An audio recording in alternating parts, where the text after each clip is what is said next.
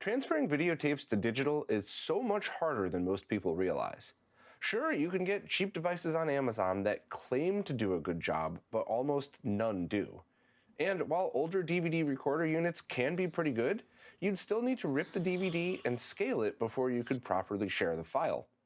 People in the professional video world often use multi-thousand-dollar pieces of equipment to digitize and scale, and sometimes This guy is full of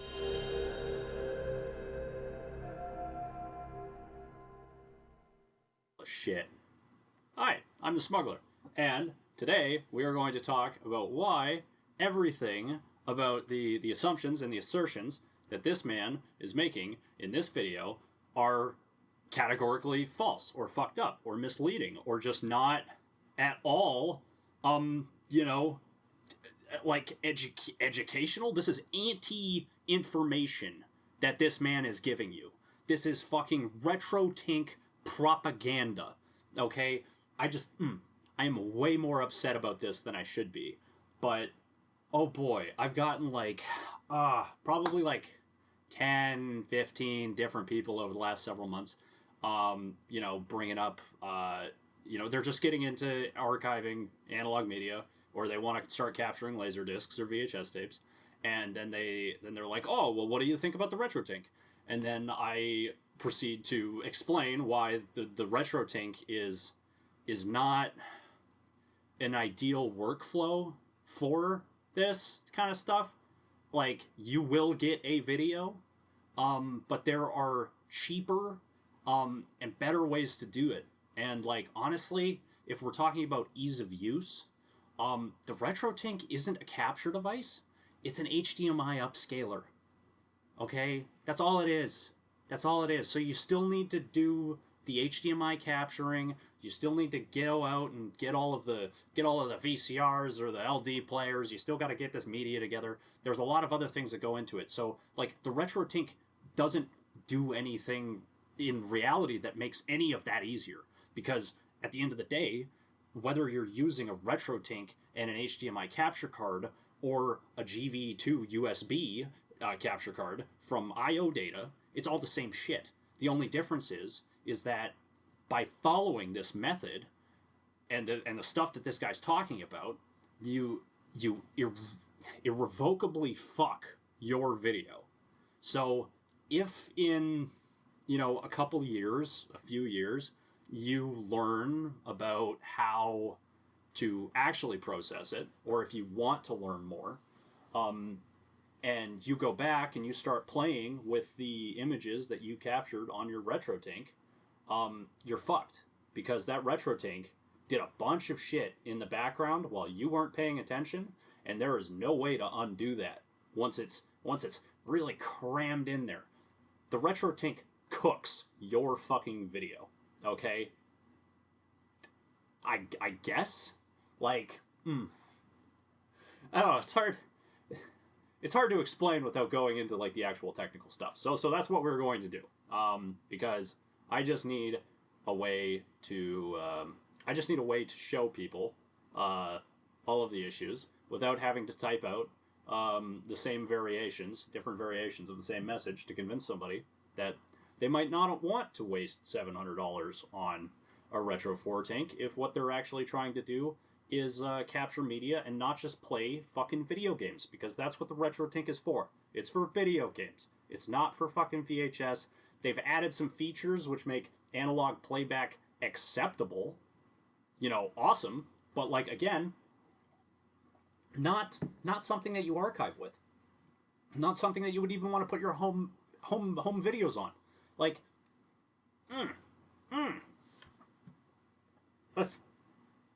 I'm the Smuggler. We're going to get into this. Next, by no means am I suggesting using a scaler is the only way you should digitize media. In fact, there's many different ways, ranging from cheap capture cards all the way up to solutions like Doomsday that pull raw data. This video is either for people who already own a RetroTink 5X or 4K, or for people that want 1080p or 4K versions of their analog video as easy as possible in really high quality. That's bullshit. Now, right off the hop. We're We're starting with some very loaded statements. This, okay, when, I don't even know where to begin.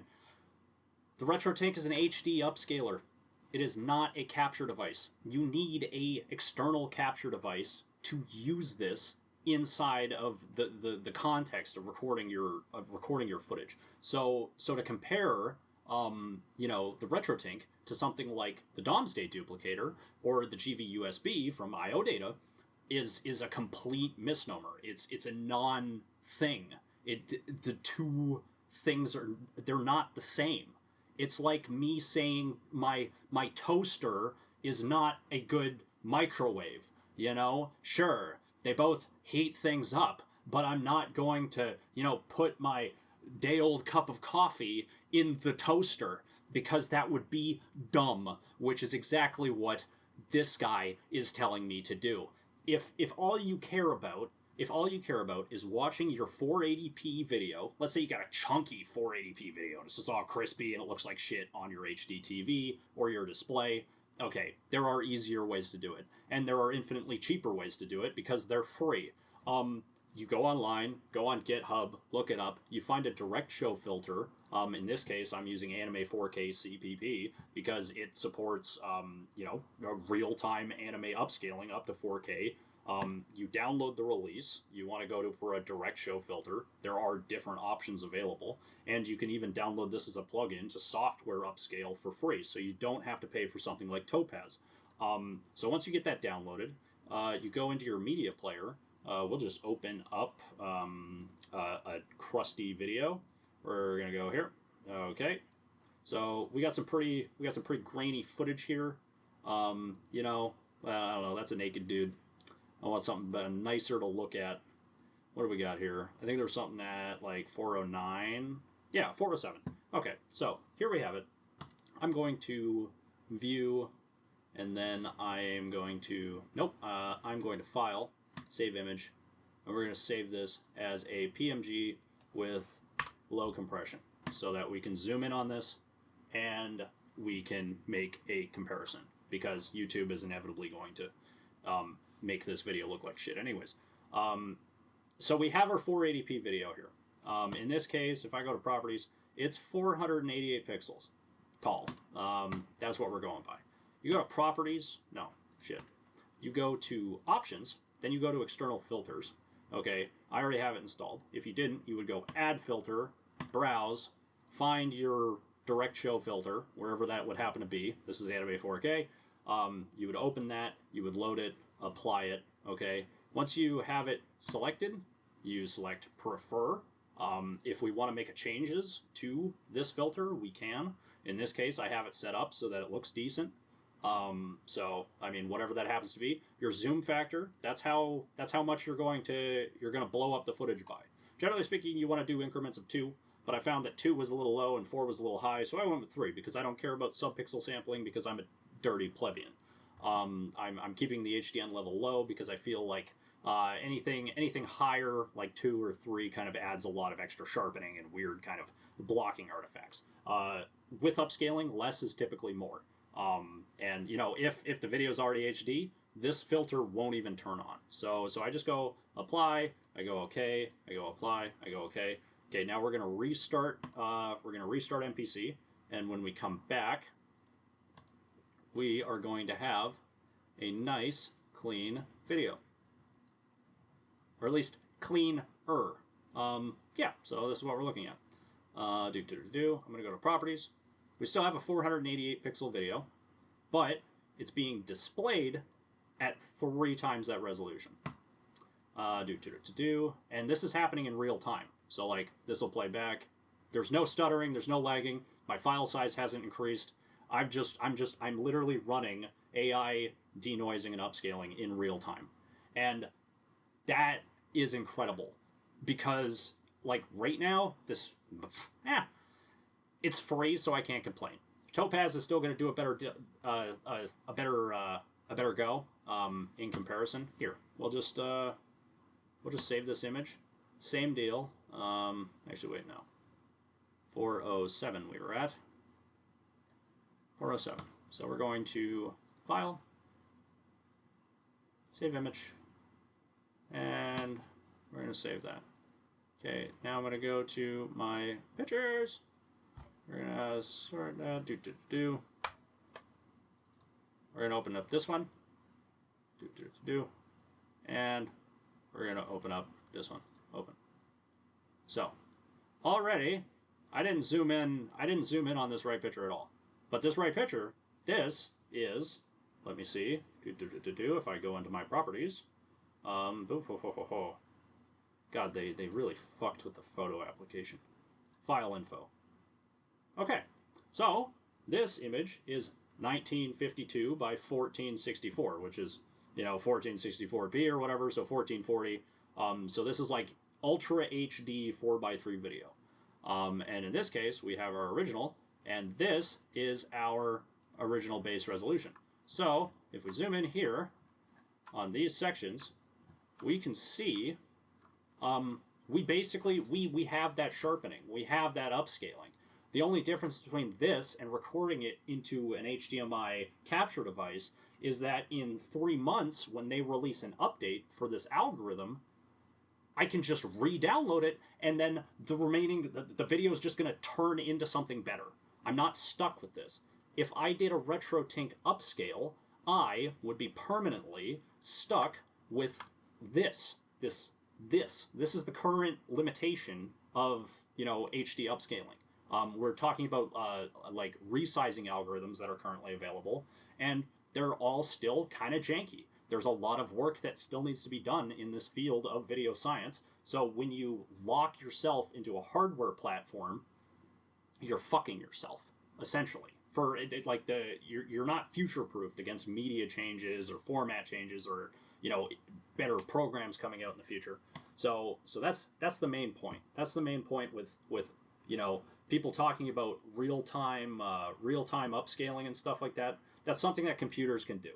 And this is also free. So, give it a go. Try it out. See what's going on. Moving on to the next thing. Spend enough time on this. There's so much in this video. Okay. So right off the hop here, your colorimetry, NTSC analog footage is Rec 601. So as soon as you auto into Rec 709, you end up running into some issues with color gambit changes, which I might be able to find. Fuck. Where would that be? Color gambit. Ah, color. Here it is. So, if we go to color, now you can see here. So when decoding Rec 709 as 601, the green bar is bright and oversaturated.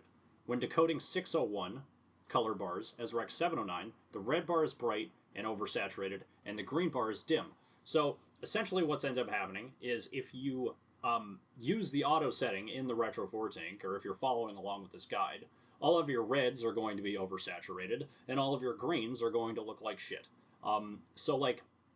You need to have the color gambits set up correctly. These color gambits are not your color space. Your color space is this is a pretty loaded topic.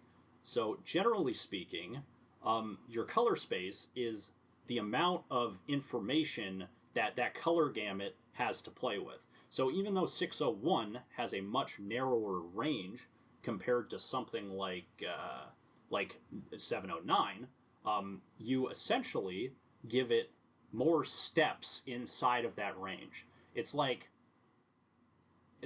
how wide the staircase is versus how long it is, if that makes sense. So if you record Rec 601 at 10 bits, you are going to get better color gradations and better transitions and better low light details than you would if you recorded Rec 709 in 8-bit, if that makes sense. So here it is.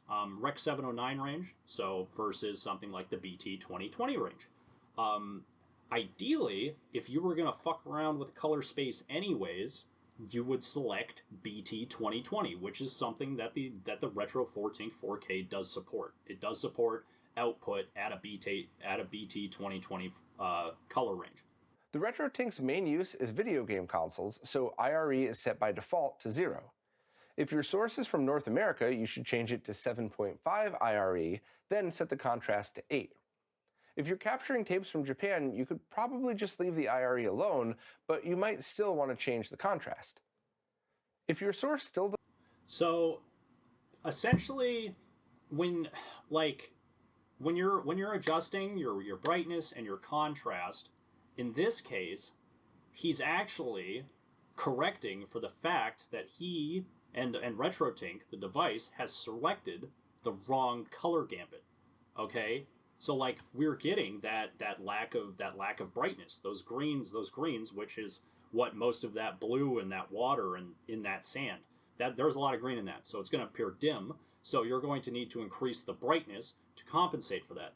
And in the process, you're kind of throwing out the baby with the bathwater. Like it's the reds are going to be oversaturated. They're going to be overexposed when you're not using the 601. So by increasing the brightness, you're essentially just bringing that overexposure on the reds up even farther than you would normally. So definitely don't do this. Don't do this. Select the right color gambit, record it correctly. Feel free to mess with it, but unless you're an expert, adjust sparingly, and a bit too dim is better than a bit too bright. This is also something that is completely dependent on the source and the color gambit, but overexposing on the whites is always going to be better than underexposing on the blacks, because you can bring back detail from that white because there's a bunch of extra steps in there. To our eye, it still appears as pure white, but to the computer, that pixel might be a little different. And if you have a high bit, like a high bit rate setting for your color space, and then your color gambit set at like BT 2020, you can recover a lot of that detail. Whereas black, as far as the RGB color space is concerned, is the absence of any information. So you can't bring details back from an absolute black. Ideally, what you want to do is you want to overcapture, so you essentially get a flat profile with very low contrast. And then you can color correct and manipulate that so that you can basically set and move the 601 color space and get it looking correct on an HDR display. There's a lot of neat things that you can do. A lot of that involves learning how to use DaVinci Resolve and color correction. But again, not something that you want to fuck with if you actually care about preserving your footage. Especially not if you don't understand what's going on. And this is the problem. It gives you a lot of settings, it gives you a lot of buttons, but you don't, like, on a fundamental level, you still gotta know when and where to move these things. I suggest changing both the horizontal and vertical interpolation to whatever looks right based on your source. Just avoid bilinear sharp, as that was designed for retro video games, and don't use bilinear soft, as you could lose detail even from VHS. Bilinear medium is probably not the best either, but Lanczos, cubic, or bilinear standard would most likely be the best. If you're upscaling anime, or something with significant haloing, like fuck, where did I put it? Ah, there it is. So if your footage was recorded on a camera from the late 90s, early 2000s, it was probably recorded on a DV cam. If it was home video, or if it was fucking, professional productions, they had bigger versions of these. These cameras introduced a lot of haloing. The footage that came off of them was also pretty sharp. So Lanczos is an upscaling algorithm, or a line interpolation algorithm that adds a lot of additional sharpening, which results in a perceived increase of the detail of the image at the expense of making halo artifacts look a lot worse. So if your source has a lot of haloing, you're definitely going to want to use bilinear soft, because bilinear soft is not going to exaggerate those halos. So later, you can, or bilinear standard. Really, bilinear is the simplest if you're just going for something that you want to have the most flexibility to fuck with later. And yeah, for that, you always want to be processing. Halos are especially difficult to process for, especially when you use something like Lankos right off the hop. You essentially burn them into the video. Getting rid of them later is like, it's like pulling teeth. And then you essentially have to take razor blades to all the flat lines to get rid of them. And then at that point, like, why did you upscale it in the first place? It's just gonna fucking look worse. So now we have some color settings, some color gambits. Okay, there's BT 2020 right there. But we had Rec 709 selected. You see 709 in this list. So like that was selected before, but now he's selecting sRGB. So is it recording the input as 709 and then outputting it as sRGB? In which case, why wouldn't you just output it in the color space it's being inputted into? Because you disabled linear color, and RGB is not a planar color space. It's a linear color space. So basically, this really only matters. Like you're color correcting, but you're using the wrong color gamut on the input. So what are you really doing here? Don't touch this at all. This is okay. Let's say you wanted on the input, you set the input as 601. Okay, but you want that to look good on a 1080p television, which is working on the Rec 709 or the BT 709 standard. This is where you would set that. You would go in, you would select BT 709, and it would do the color space or the color gambit conversion for you internally, which would be a useful feature, especially if it was bothered to be explained at all in this particular video. Instead, he just does nothing with it. He just does absolutely nothing with it. And also, if you're planning on going 4K, this is where you would select BT 2020 for your 4K HDR flow. It would take that 601 input if you had set it properly, and then it would output it as a BT 720, so you'd still get the same contrast levels and the same general look as if it was playing on a CRT TV back in the day. So less for advanced users and more for anybody that wants their footage to look fucking decent. And we just need to stop for a second and like explain these things to people so that they can get the most out of this box they paid $700 for. But instead, we're just gonna just keep going, just go. And what does D93 mean? Nobody knows. He says it's to convert to a Japanese standard, but that only matters if you set the IRE levels right, because NTSCJ has a different luma reference point or a different noise floor. But he didn't explain what IRE levels meant, or like how they worked, or like what the Japanese IRE level specifically was in relation to NTSC, or why that matters. So like we're just gonna end up getting a lot of shitty captures. So next time you're watching your favorite movie, from the 1980s, and you've downloaded a 4K upscale of it, and it looks like shit, you can blame this video.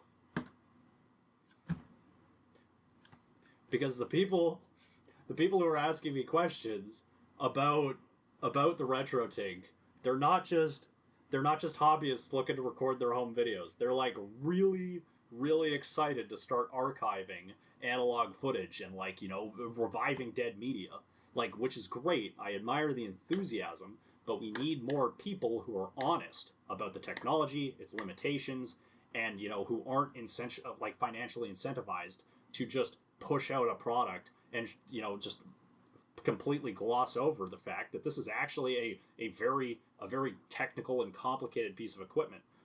If you are to use it properly and get the most out of it, then it's worth the investment. But if you're just going to use this as this guy is showing me, why? This doesn't do anything. This is trash. Motion adaptive deinterlacing should already be selected, so just confirm that. I'd also suggest changing the interpolator from linear to edge adaptive for most content, especially home movies. Inverse telecine is for 24 or 30p stuff. This is an advanced option that people converting home videos should just leave alone, but I'll add a quick section at the end of the video explaining it. Okay, so we will come back to this, because this is a bit of a thing. We're gonna see the result of this page later, and kind of like what we would need to do to get decent looking video. Your deinterlacing, your inverse telecine, and your decomb. Those are the most important things. And depending on your situations or the footage you're working with, like for example, like footage that is recorded on a film camera. This is like an old fucking film camera, has little reels in it. Okay, you are going to process that footage completely different from how you would process footage from this camera. This camera is also different from this camera. Okay, you need to know what your shit is, and he doesn't explain that. He's just like, if you wanted to do anime, then this might be okay, or fucking if you wanted to do this. No, like, it doesn't matter what the media is. It matters what it was made with, Like, I've had anime releases that are the North American, like, dub versions, and the dub guys just completely fuck the footage up. And you need to kind of be able to figure that out if you want to have decent looking footage. It's not just a matter of letting this computer do its auto settings and just kind of hoping for the best, because you're going to be sitting back and you're going to be really pissed off that the box you paid a lot of money for isn't working as good as it should. And videos like this are just going to bring up more questions like that. Experts should definitely stick around for that one. Okay, back out one final time, go to Scaling, Cropping to Zoom, and use the top 4 controls to trim the image any way you'd like. With VHS transfer, there's almost surely noise on all sides of the image. Depending on the source, you might want to leave this for nostalgia or to get an accurate copy. Or maybe you'll want to trim each side until the noise is just gone. Also, you could even use this to zoom tapes that might be letterboxed on all sides. So, okay, one thing at a time, I guess. This crop menu is incredibly important. It's not just about getting rid of that noise, okay? That noise represents a lot of different things. So don't just think like, I don't care about that noise, I'm gonna leave that into the footage. So like, noise it moves. Okay, that sounds stupid, but noise, the little pixels, the little fluctuations, they're always fluttering. They're always jumping around. They're never quite in the same spot. So when you have the edges of your frame, and they're, that NTSC roll off, they're kind of dirty. They're going off. That's where the radio signal is ending, and it wants to go back to the other line and start over. So that one spot's going to be moving around, and in fact, you can see it ever so slightly at the bottom of this screen. At the bottom of his screen, the very bottom, you can see it. There's a little flutter, and that is the end of the interlaced frame. So look very closely at the bottom left. Here, I'll fucking zoom that right in. We're gonna play that. So you see that? Okay. Any way you'd like. Not any way you'd like, okay? If you want to maintain, decent footage, 1, you always want to crop as little as possible. But 2, you always want to crop in even increments, and you always want to crop out any of that edge, okay? Like even increments, all of that edge bleed, everything. Because your interlacing algorithm that you are using, and that's enabled by default, is motion adaptive deinterlacing. So if you have a dirty line at the very top of the frame, the interlacer is going to be like, that's kind of moving. I don't want to get rid of that because that's moving. The interlacer algorithm is not smart enough to be able to figure out that those dirty lines that are kind of jiggling around aren't actually something that's part of the frame or the video. So it's going to start ignoring sections of the video around that blocking. So what you'll end up with is you'll actually have a video that appears smooth in the middle and, fully deinterlaced. And then around the corners, you're going to start to get all of these little interlacing artifacts at the top and the bottom of your video. And it's just going to kind of like maybe not look good, but worst case, if you don't trim this properly, some of the IVTC or the inverse telecine settings, like for your frame lock, those are also motion adaptive. So if you have a lot of jiggling around on your what should be cropped, your edges, that telecine could get lost. It might not be able to establish a lock on those frames, especially when we're talking about scenes that have high left and right motions. So yeah, very important. Trim always even numbers, like increments of 2 or divisible by 2, and that ensures that when you go to upscale it later, there's a pixel ratio. So you don't want something called subpixel sampling, which is what cropping and resizing in odd increments is going to end up doing to you. Essentially what ends up happening is you have 2 pixels side by side. If you times the resolution by 2, now you have 4 pixels.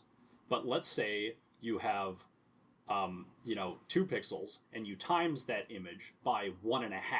So you go from 2K to 3K.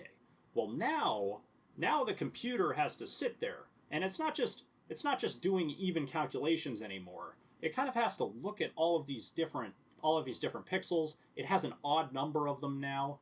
That one that's gotten put in the middle, so now we have 3 pixels total, and that one that got put in the middle, well, now that's an interpolation of the other 2 pixels, but it's not a straight interpolation. It's kind of on this weird ratio, this weird angle. Maybe 3 wasn't the best comparison for it, but it's like 3.333 repeating, right? So that math can end up resulting in, depending on the resize algorithm you're using, a significant loss of quality. So it's very important that you set your trim levels and your crop levels appropriately, and you know what your base resolution is, so that you can deal with those issues.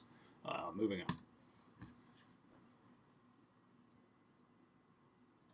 The only time you would want to trim that, or you would want to leave that in there if you were doing a raw capture.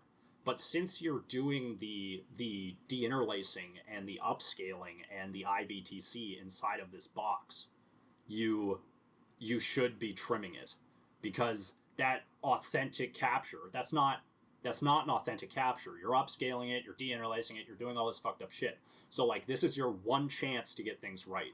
If you don't get these settings right, well, eventually you might know what you're doing, and then you're going to kick yourself in the ass when you go back and you see that your file's like a weird fucking resolution, and you can kind of zoom in, and maybe you have a 16K monster television in the year 2035, and you can really see all the dirty little secrets that video is hiding.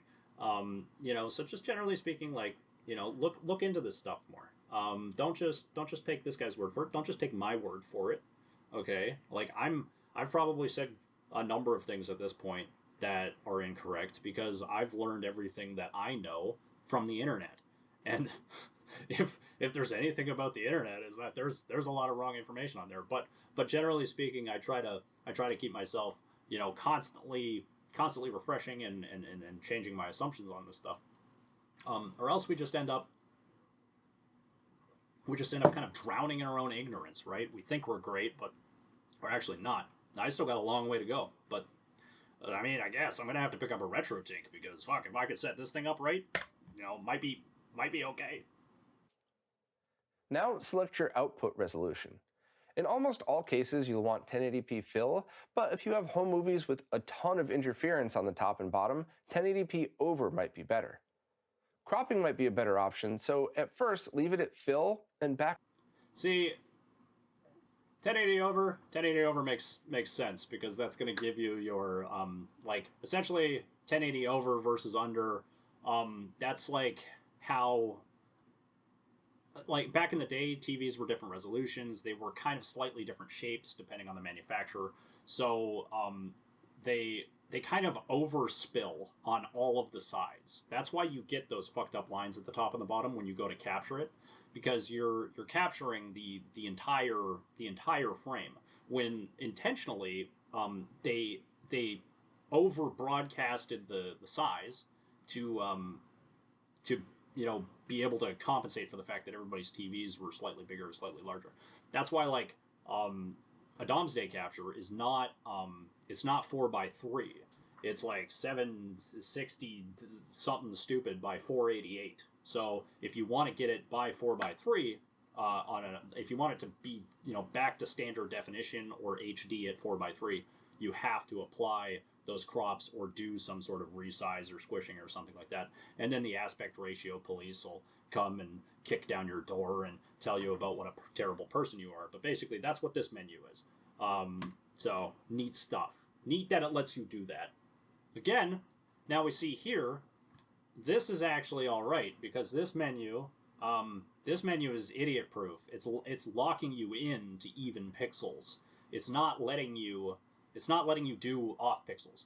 And the thing with the off pixels is that if you go to record certain color spaces, like I don't even know, like planar color spaces like YUV2, they can't handle uneven resolution numbers. Certain video containers also don't like if you had that video at 529 vertical, well, H.264 or whatever specific codec you happen to be using, it might just shit itself. Probably not H.264, because H.264 just basically does whatever you throw at it.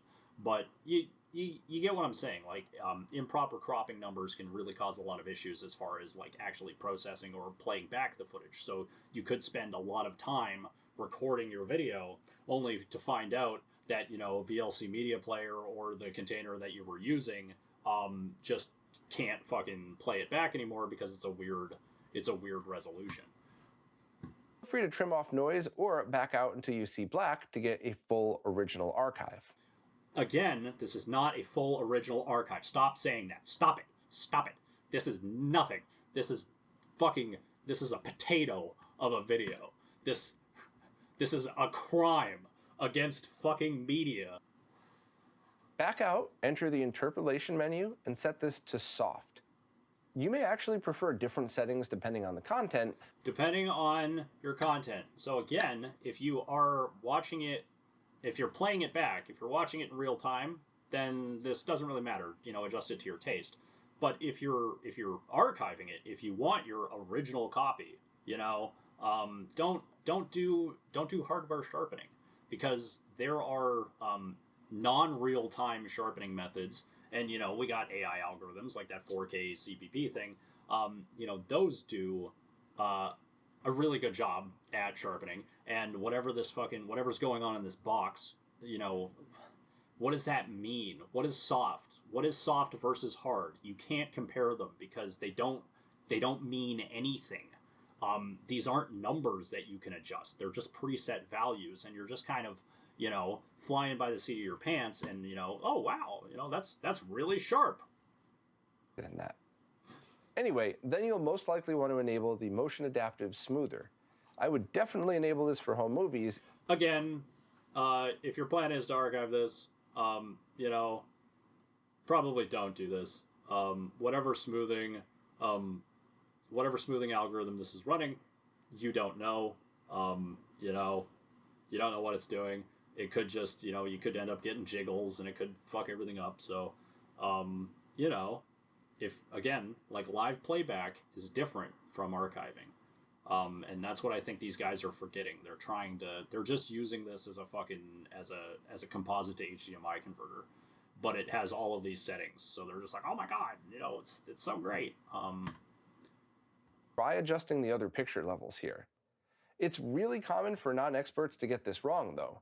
The untrained eye often perceives brighter as better, but too bright actually ends up washing out the image.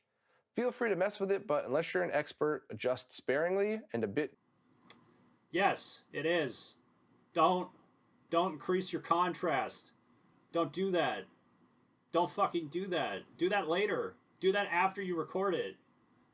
You know, like, what is this box doing? I don't know. Why are we increasing the brightness again?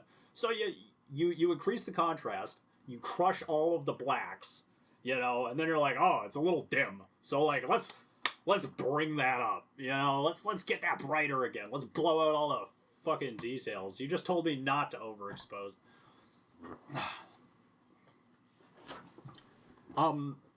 Too dark ends up ruining the details. So again, no.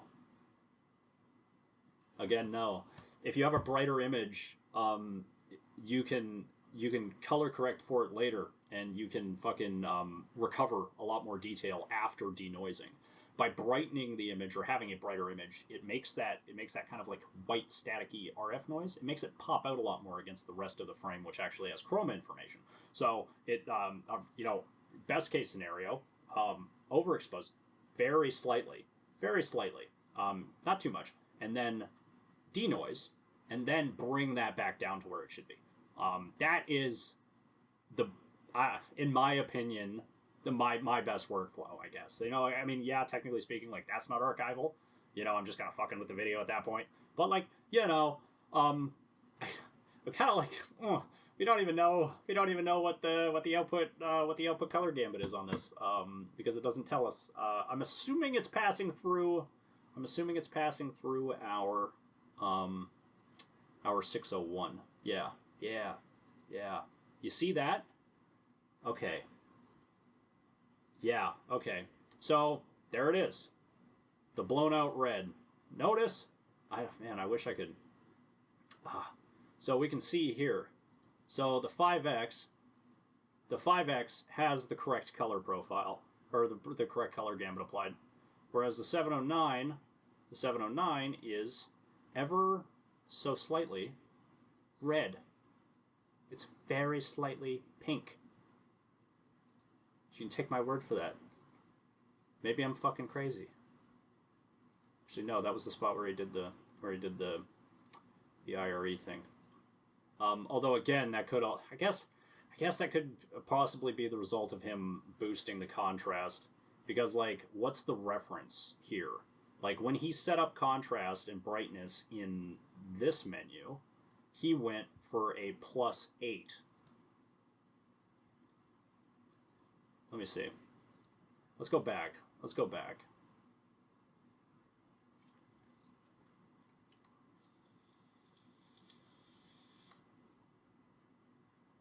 So, here we are. Back here.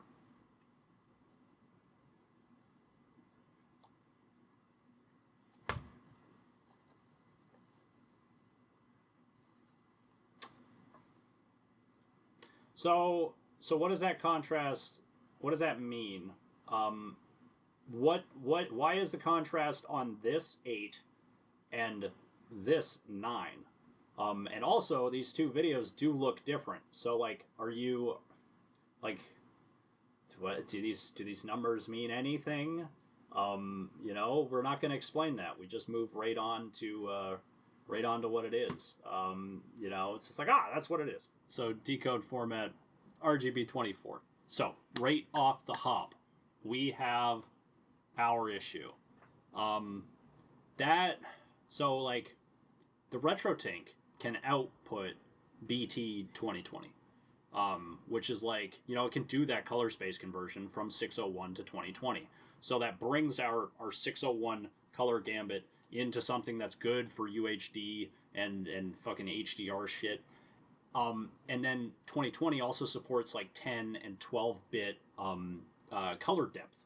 So like, you know, that's a lot more detail, especially for like anime and like stuff from the late 90s when they started using digital gradients and stuff like that inside of it. You know, post-processing effects, anything that's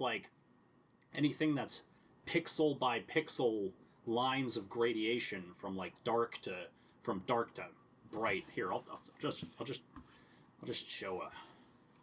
I'll just show a picture. I'm bad at explaining it. 8 versus 10-bit color.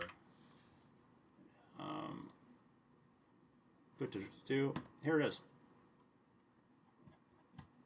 That. Okay, so we go when the bit depth coming out of the VCR is not bits. It's infinite, right? So like it's a radio frequency and it's a smooth line. So when we go to digitize that line, computers don't like diagonal lines. They like ones and zeros. That's on or off. So we quantize that radio signal into something that a computer can interpret. And for color specifically, that results in, what we have here, which is the bit depth. So when we have more bits that we designate to the gradations in the color, we end up with fewer stops along the way, more stairs in the staircase, so to speak. So when even if he would have selected 601 and done a 2020 color space conversion, he wouldn't have been able to do anything with it because his decode format in his capture device, his HDMI capture card, only supports RGB 24, which sounds like a 24-bit color space, but here's the fun thing, is not. It's 3 bits of 8-bit.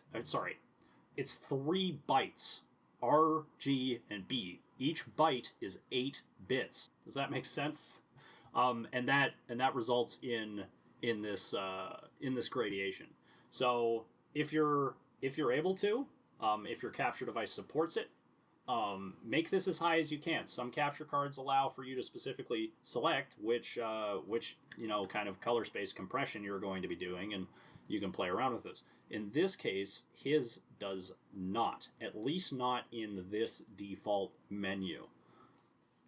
H.264, that's good, because H.265 has a problem processing analog video noise. So because H.265 is a compression algorithm that's optimized for more digital media, it assumes that the media is going to be cleaner. So you don't end up, at least it's difficult to get additional space saving on that file size with H.265 if your footage is specifically grainy. If you have really clean footage, like out of a DV camera that's been recorded really well, then H.265 would make more sense because you can get the same level of quality with smaller file sizes. Profile high, that's just how it's going to interpret the bit rates. Ideally, you want high 10. High 10 is a 10-bit. High 10 is 10-bit. I prefer VDub since you could really dig into the settings, but regardless of what you use, just take a moment to make sure the settings match what you're trying to do. 1080p, 4K, what refresh rate, etc. If you've watched previous retro RGB capture videos, you might be surprised at how casual I'm being about this.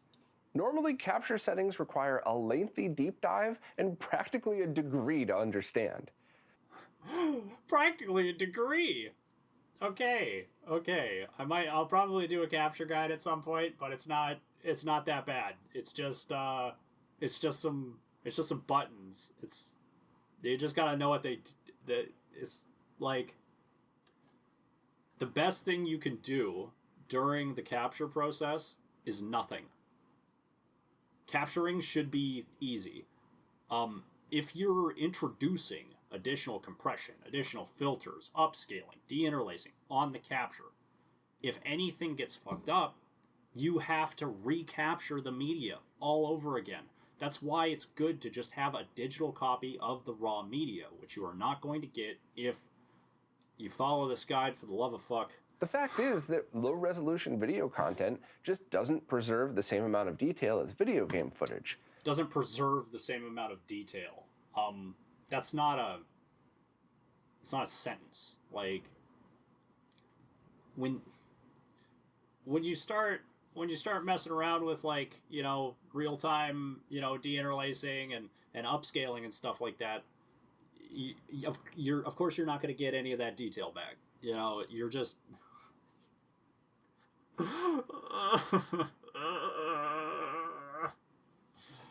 Oh, it hurts me. It causes me physical pain. Video game footage. So if you're just looking for a great way to transfer your home videos, compressed HD captures are fine. What he said is objectively correct, but the price to performance, like, yes, this video does look okay, but by the time you get the RetroTink, the 4K, or you know your HDMI capture card, you're looking at like $900 or something like that. So $900 for like an HD upscale is just like fucking what? Like, man, if you really don't give a shit about your home video, buy this thing. It actually like doesn't do terrible. And then you just you can select 780, 720, 1080 on there, and then the other button is for S video. It does support S video input. And like then you could just, I don't know, use that 4K use a 4K direct show filter to clean up the footage after the fact. And this thing's not $700.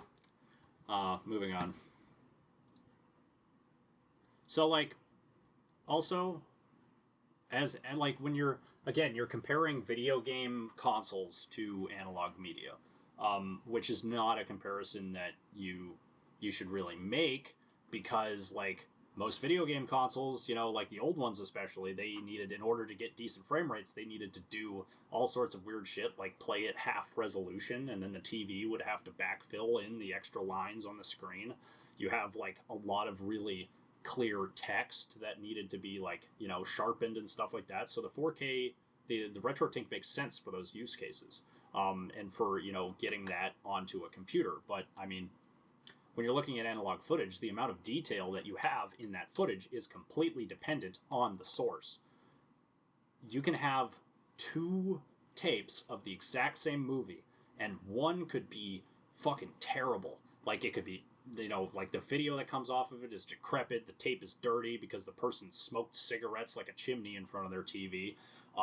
And the other one could be pristine, you know, right out of the plastic. And the video on it could be incredible, immaculate, almost like indiscernible from, you know, something that would be, you know, re-released, you know, today if you were to process it correctly.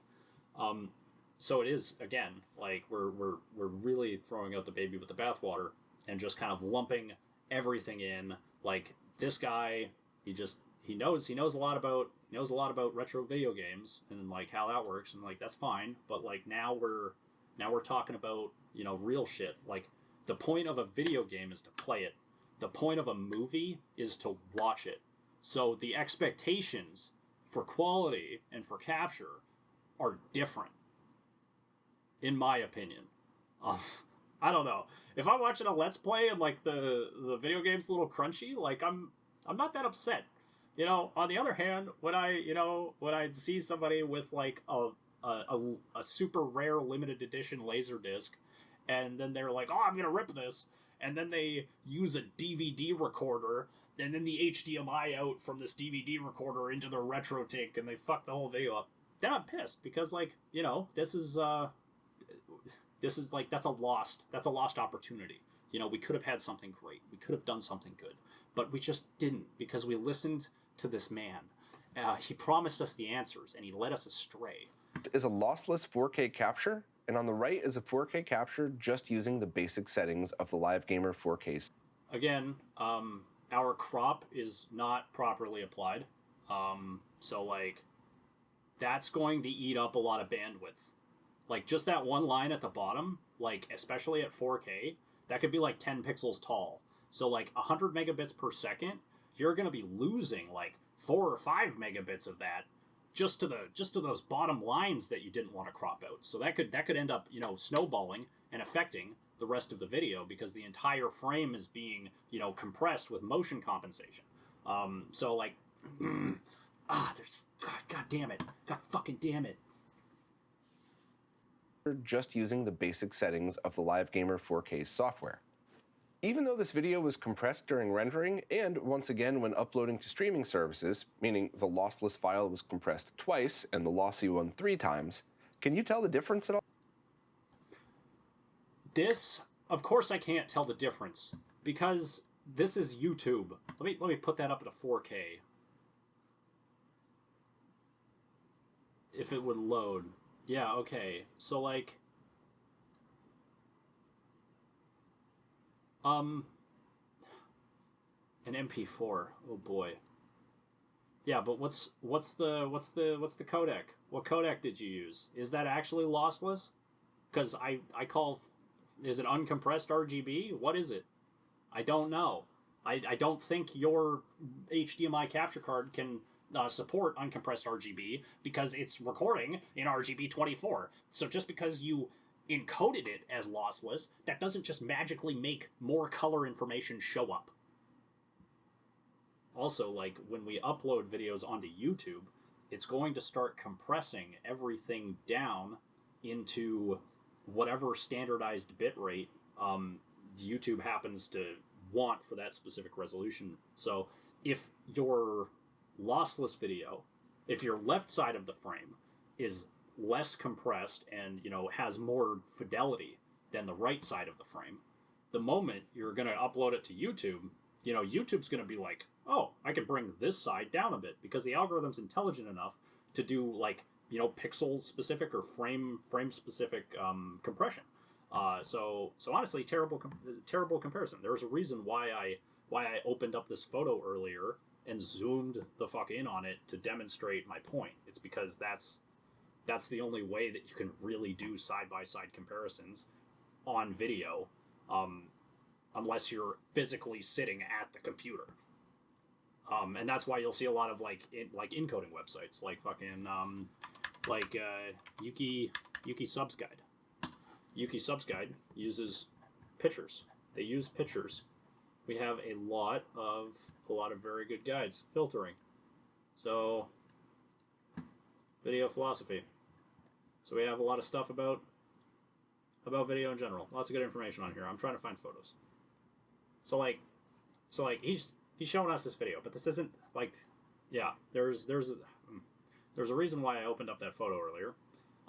And specifically, like, when we're comparing video, it's important that we don't use a video to show the comparison, because inherently we are going to end up with issues of double compression and stuff that he brought up. So, like, what you use is something like Baka Compare, and, you know, in this case, I can zoom right in on that. I can be like, look at that.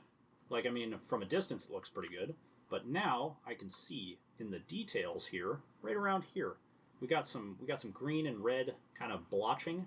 That's chroma bleed. That's chroma bleeding. You know, so we can specifically see, nice, you know, the difference between encoders' versions. So Horrible Subs, okay, that's how they filtered that. Anime Corner, they went with a flatter profile. Like, this is a good way to compare it, because we don't need video to compare video compression, because we have still frames. Like, this is how we need to, like, our brains can trick ourselves very easily into thinking that something looks better than it actually is. Especially when you're sitting in front of a computer staring at the same video for hours on end, you kind of just go blind to the artifacts and the things that are going on. So still images and side-by-side comparisons are very important, especially when we start talking like shit like that. Like, you know, from a distance and up close, actually, this looks pretty good. But then we go over to here. Which one was it? There was one that was really compressed. Ah, yes. There it is. So here, if we zoom all the way in, we can see, like, this frame looks pretty good, okay? But if it was moving, you know, we might not be able to see, you know, that the next frame kind of looks like ass. If I go over here and we go to Jacob Swagged Up's version of Hyperdimension Neptunia, we can see a lot of macro blocking in there. Okay, but these macro blocks, these might move around when the frame's actually in motion, so it can be perceived to have a higher detail than it actually does. When in reality, this video is really fucked up, and this is the kind of stuff that you're not going to get if you just show me a plant moving around, and be like, look at the video compression. Can you see the difference? No, of course we can't, because you're not showing us properly. There's ways to do this thing. This isn't a new thing. We've been encoding video for a good 25, 30 years now. Anyways. And the first thing to talk about is time-based correction, or TBC. These weren't necessary with analog equipment like CRT. Okay, before we even get into this section, here's a thread on YouTube from like 2 years ago saying that people were using external time-based correctors with the Retro 5X, with the RetroTink 5X, because the time-based corrector in the 5X was not intended for use with a VHS tape. Because the types of assumptions are different. You're going to get a much cleaner signal out of a video game console because video game consoles are digital. That's digital video that's being transmitted over an RF converter into NTSC video. So there's not any sort of generational loss with the tapes. There's not any sort of like age issues with the chemicals inside of the magnetic tape media breaking down over time. The assumptions are very different. So if you want to use a 5X for capturing, VHS, you should still actually have another time-based corrector in that chain. Because it's just not, like, I mean, what are you really doing at that point? Like, just don't use the 5X. Just plug it into your computer. Call it a day. Get an I/O data capture card. I'll start with a clip near the beginning of the movie. I say near because I was too lazy to rewind all the way to the beginning, but we'll only need a few minutes to prove my point anyway. So check this out. Germany for a week, but I can get you both to London today for 118. But here's just about 20 minutes later. The audio and video are so far off, it's completely unwatchable. Okay, this is no. This is not an issue with your time-based fucking corrector. Okay, this is an issue. They talk about this in the LD decode, like the Domesday duplicator thing. This is what happens when you preview your media before. Well, this is what happens when you preview your media during capture. Almost always. And when you add compression in on the capture side of things. Your computer's CPU, the clock rate of that CPU is, okay, like the audio and the video on the tape are recorded at different radio frequencies. And over time, the difference between those radio frequencies and how your computer interprets time as a fluid thing. Your computer interprets time based on the clock speed of the CPU. So if there's differences or offsets, or those aren't being divided into equal increments, then you're going to end up with these issues. The RetroTink is sitting in the middle, and it's acting as a digital. It's not a time-based corrector. It's acting as a digital frame sync, basically. So everything's coming in. It's hitting that RetroTink frame by frame, and frame by frame, it's getting outputted digitally over the HDMI. This is a feature of every HDMI capture card. It is not a feature of the RetroTink. Okay? If you're like the reason why it's drifting, I guess just fucking get your cap, like, okay. If this happens to you, if any of that ever happens to you, okay, if you have desync on your VHS captures, most of the time you can solve that issue by going in to the capture menu in Virtual Dub, and then you're going to go to capture settings. You're going to make sure that's actually 29.976, whatever it is. Because, if you do 30 frame rates or 60 frame rates, you're not sampling the media at the correct intervals, and that's going to cause you more issues. You're going to go to timing. You're going to disable dropped frames when captured frames are too close together. You're going to disable insert null frames when captured frames are too far apart. you're going to say, do not sync audio and video streams. And then you are going to also, I mean, you know, depending on if these fix your issue, you might uncheck or check correct video timing for fewer frame drops or inserts. But generally speaking, you shouldn't need to do that. What you do next is when you actually go to capture the video, you are going to go to your capture menu again. And where is it? So before you go to record the video, disable overlay. Turn this on to no display. Okay? And that's it. When you hit capture and record, you capture that video, and you go to play it back in half an hour, whenever the tape's done. Your video, I mean, I'm gonna go out on a limb. I'm gonna say it's gonna be in sync. Because when you preview, the live preview, if you look back at the original virtual dub documentation, it recommends disabling live previews during captures. Your preview is only so that you can make sure that the thing's hooked up correctly to begin with. In this case, it's definitely not. My webcam is being used by something else. I might be able to virtual camera? No, I'm not going to get any video output out of that. But essentially, disable that, and then record your video and go back. You'll notice that your audio is going to be like 0.3 seconds offset, like 300 milliseconds behind where the video should be, or in front of it. You just go into MKV Tool Nix, and then you readjust and resync that audio. That's just because like the video takes longer for the computer to process than the audio does, because the audio is a much simpler thing to handle. So when you enable the preview, what ends up happening in Virtual Dub is the audio and the video get locked together, and the computer can't process them the way it wants to.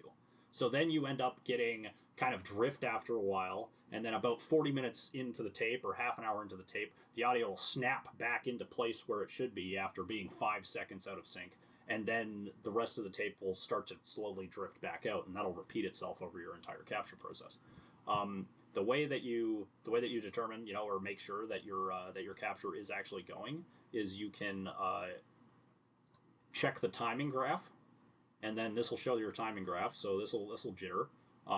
If you're looking really sweaty, you can output time log files and stuff like that, which gives you you know what the drift and what the jitter of that frame was specifically. Might come in handy for, you know, addressing issues with frame drops and stuff. Generally speaking, just don't watch the video while you're capturing it, because you're going to be watching it later after you're done encoding it. This is not the time to have fun and watch a movie. This is your work. This is your work time. So yeah, I should probably like to tell him that, you know, I'd like other people to verify this. I've told 3 or 4 people this, and it's worked for every single one of them. So, you know, is it just luck that that's the case? I haven't seen any other documentation supporting this specifically, but it's like literally like I'll record hour and a half long VHS tapes with no audio desync, with no time-based corrector, mind you. I have one, but I didn't always, so I needed to figure out a way to make this work. A TBC isn't going to magically fix a damaged tape, but if it's working properly, it'll look and recover the same way a CRT would. And it does. I'm sure a pro-level TBC that's used in production studios might drop out a bit less, but when it comes to home tape transfer, this is really all you could ask for. And I included both the expensive Osprey card and cheap USB one as well, just to prove the point that even if you're using a great high-end capture card, you'd still need a TBC. Yes, but also, don't get a RetroTink. Like, there's this, people don't know what a TBC is. A time-based corrector is just an integrated circuit inside of a video system that, you know, does time-based correction. So there are actually a lot of devices that are not labeled as time-based correctors that have time-based correctors. So When people are like, time-based correctors are $2,000, that's because they go on eBay and they search time-based corrector. You want me to show you it? I'll show you a time-based corrector right now. That's $150. Where the fuck is it? Get this going. Get this going. Where is it? There it is. There it is. $112 for that video mixer. You can get that video mixer. That has a time-based corrector. You know how I know that has a time-based corrector? Because they use them in the visual analog glitch art communities to stabilize their glitchy videos before they output them into an HDMI capture card, similar to what he's doing here. You don't need to go on here and search TBC, because you are going to end up, well, now it's just showing me what it thinks I want to see. You are going to end up with stuff like this. This is what he searched. So obviously don't do this, because all of the scam artists on eBay know that nerds and video game guys really want these devices now. This box is objectively inferior to the time-based corrector that is present inside of this $115 video mixer. And I don't know, it probably works. These things are pretty durable. This one, is it confirmed working? $300, $250? Yeah, 30-day free return. If this don't work for you, you can just send it back. Call my bullshit. So yeah, the whole thing about time-based correctors and the benefit that RetroTink is a cheap time-based corrector. That's just that's a lie. That's just something their marketing department came up with because they didn't think anybody would figure this out. So what do I use as a time-based corrector? I use this mixer. This mixer has a fantastic time-based corrector. Okay, that's a Sony FXE. Broadcast TV station kind of mixer from the 90s, and I paid $300 for that thing, and it does all sorts of cool stuff. Not only that though, that thing there, that's like a high-end video switcher, like a video matrix kind of AV selector. That thing has a time-based corrector in it. That I got on Facebook Marketplace for $50. Same thing with this thing. That's a 4x4 video matrix. So you can have 16. You can have 16 possible combinations of video outputs and inputs on it, and it's a really cool device. But it also has a 3D comb filter built into it, so you can do YC separation and output S video. Same thing as the RetroTink. I got that for $20. So yeah, you don't need to do all of this crazy stuff and pay all of this crazy money if you just learn about what you're passionate about. Just learn about it. It's not that scary. You won't know everything at first, but don't think that this is some crazy thing that's impossible. Believe it or not, a couple years ago, I was a normal person. I didn't know anything about this. And here I am now. So this whole thing about the external TBC, you can run it through, literally, you don't even have to do that specific video mixer. I said there's Panasonic video mixers. So the Roland, Panasonic. If you just go analog for video mixer. Oh my god, look at that. That thing would have a TBC. That thing would have a TBC. They might have something else as well called a digital frame processor or a digital frame buffer. That also allows you to do stuff it provides further stabilization of the video. It also allows you to decomb the video. So this would have a 3D comb filter in it. Maybe this one. I don't know. You basically want to find the model you're looking at, and then go on manuallib.com and then go to the various, see if you can't find the specifications. You're going to notice here, my Sony mixer,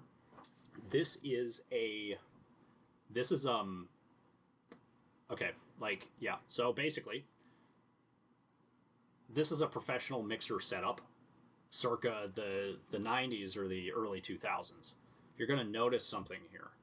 There is no time-based corrector in this signal chain because the mixer is the time-based corrector, okay? Or the switcher, or hell, sometimes like random VCRs had TBCs in them, and as long as you find that before the scammer does on eBay, you're not going to pay $3,000 for it.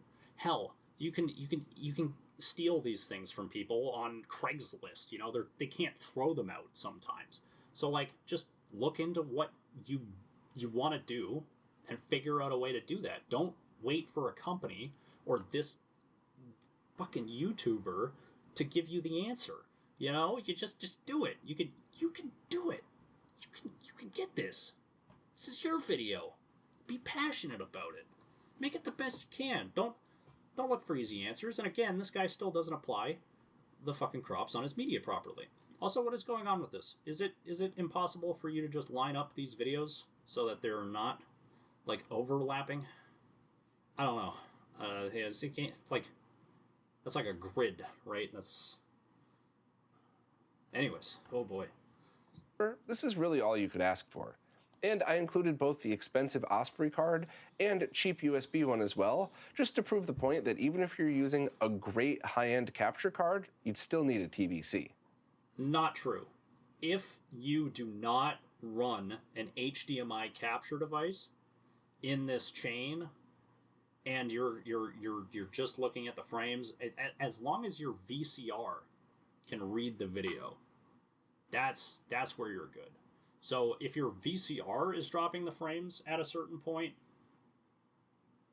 then it's kind of an issue. So I'm going to say here, notice for a moment how different the brightness levels and the luminosities are inside of this thing. Assuming that he didn't individually change the brightness and manipulate it, I just want to say, look at the RetroTink 4K and look at this guy's suit. Okay, like if he wants to do side-by-side comparisons in a YouTube video with video, then let's do those comparisons. The RT 4K, you can't see any of the low light detail in this guy's suit. That extra contrast he added and the Rec 709 color space setting completely fucked the brightness levels on this tape. Like, there's no way you can recover the detail out of that image. Meanwhile, the Offspray, which he probably didn't mess with the settings at all, was smart enough to be able to detect that it was a 601, and maybe even it has auto detect for the IRE levels and the brightness and contrast. He probably didn't mess with these, which is why every single one of these things, except for the one that he actually had the most time to play with, actually looks better. Like, you can see that guy's suit. Meanwhile, RetroTink 4K up here, that's crushed to shit.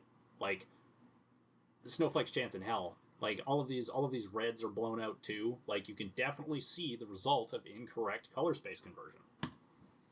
A quick note, you might have noticed the ones with the TBC dropped out at different...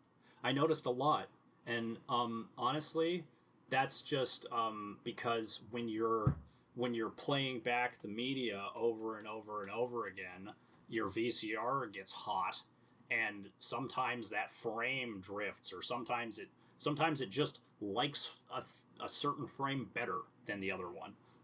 And that's just something that you got to deal with because it's analog, and all of this shit's just, it's a bunch of old capacitors and a bunch of wheels that don't quite spin at the right speed that they should. So, like, that would also explain why you get intermittent dropouts at different frames. It's not necessarily the tape, or it could be that the tape gets more worn out as you play it because you obviously had to play the same section 6 times to get this capture. Whereas, if you wanted to process this video in 6 different ways, if you just recorded it natively at 480i, you would be fine. You wouldn't have to play the tape 6 times and worry about intermittent frame drops. But when you mess up your settings on this RetroTink, you're going to have to go back, and you are going to have to completely recapture that tape so you can recover the black levels in this, okay? That's what we're talking about here. If the content you're looking to digitize is played via composite video, using a quality comb filter would be a really big help. I'll show some examples, but just a warning, if you're not watching this in this video's native resolution... Okay. Is being played. Keyword played.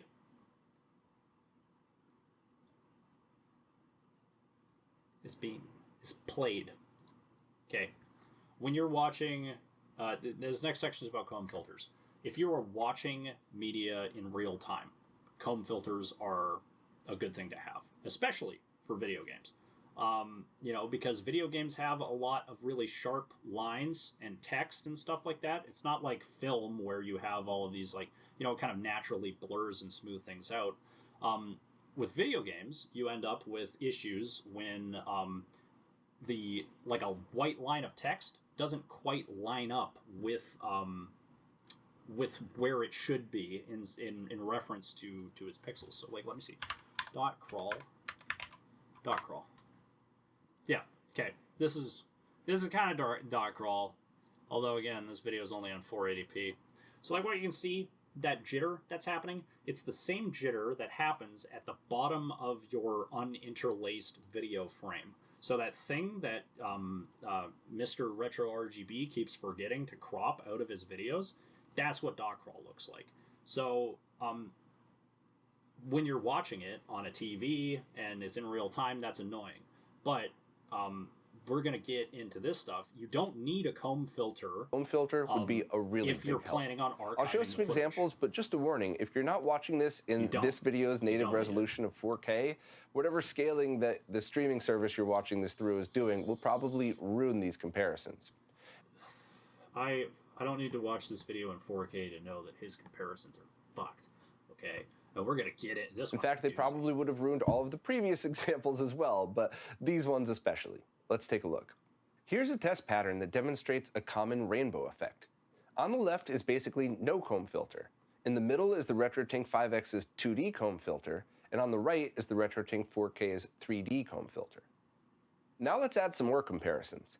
Here's that $50 USB capture card, as well as a high-end Osprey capture card.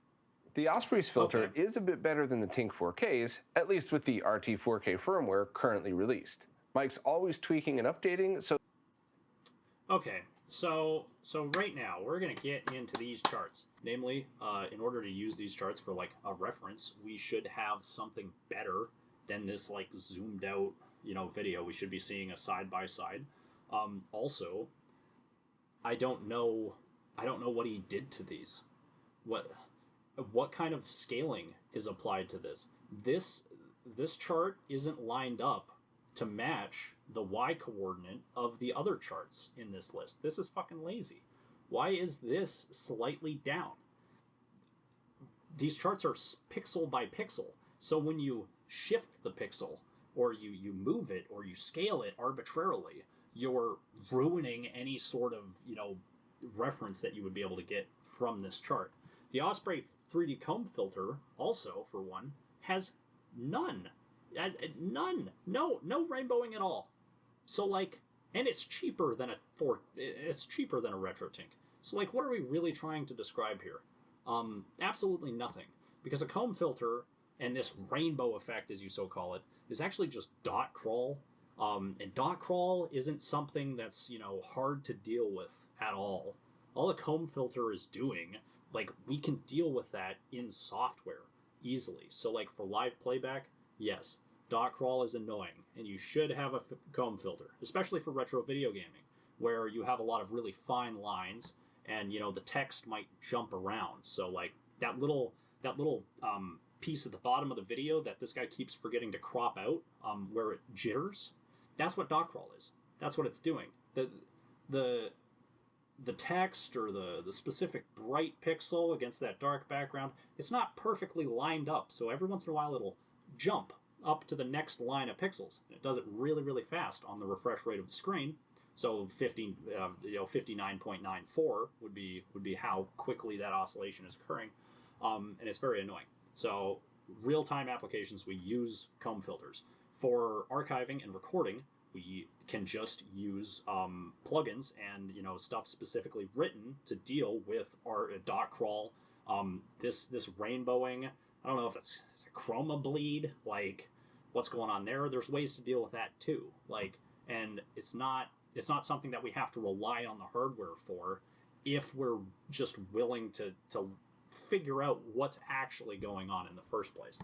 Moving on. Again, these charts are not lined up on the y-axis. I don't know if they've been scaled arbitrarily. He's playing them at 50% speed for some reason.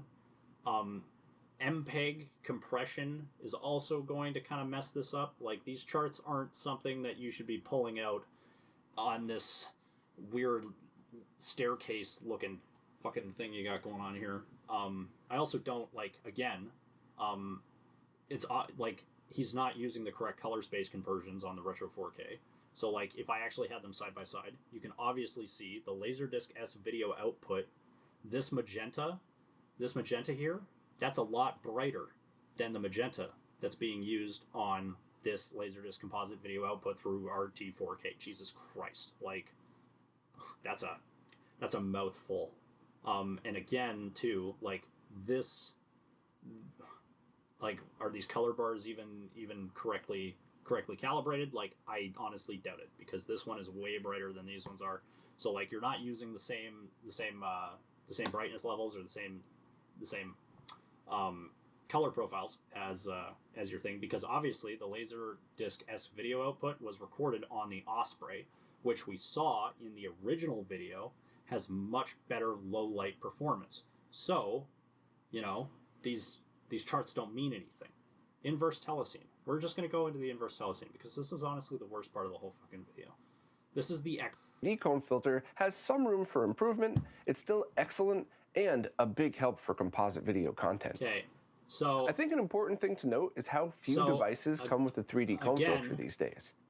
Sure, you might be able to find used equipment, but that expensive... You don't need a 3D comb filter. You don't need one.